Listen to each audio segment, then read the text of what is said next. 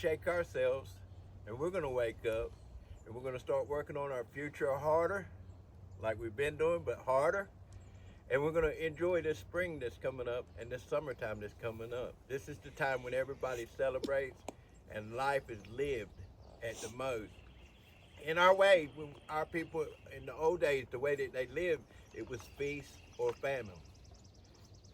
We're entering into the feast time of our life. When we go into the fall, we know that we're going to come into hardship. That's the famine part of our life.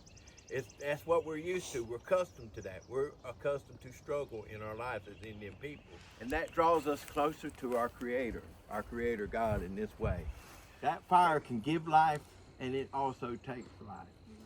So we're going to honor our Creator God in that way and come in and each of us will say a prayer for our community in that way and make it strong for our springtime coming up and that summertime. So if you will,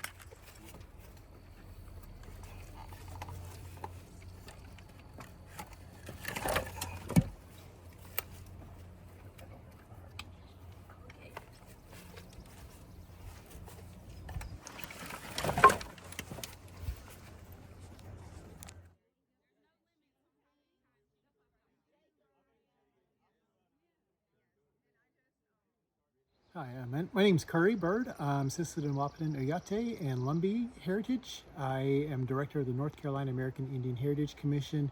We just completed our Spring Equinox ceremony here at Town Creek Indian Mound in Mount Gilead, North Carolina. We had tribal representation from multiple tribes who came together to acknowledge the spring equinox and the solstice, a time of renewal, of planting, new growth, new life experiences. And it was just a really good feeling of unity and expression of our needing of peace.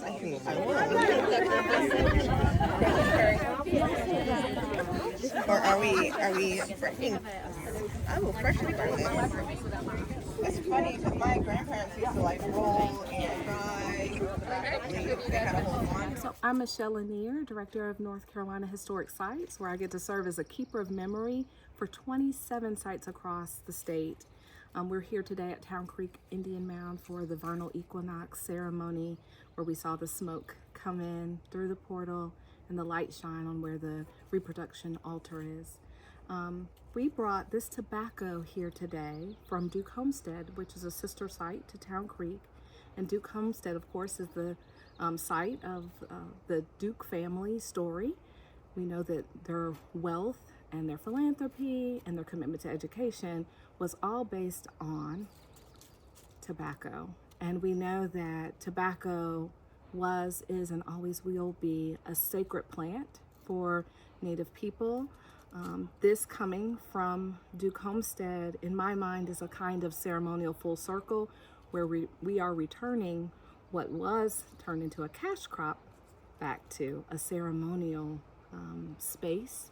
And this is something that we're committed to doing from all of my colleagues at North Carolina Historic Sites. We want to do this every single year in support of our friends and colleagues with the North Carolina American Indian Heritage Commission.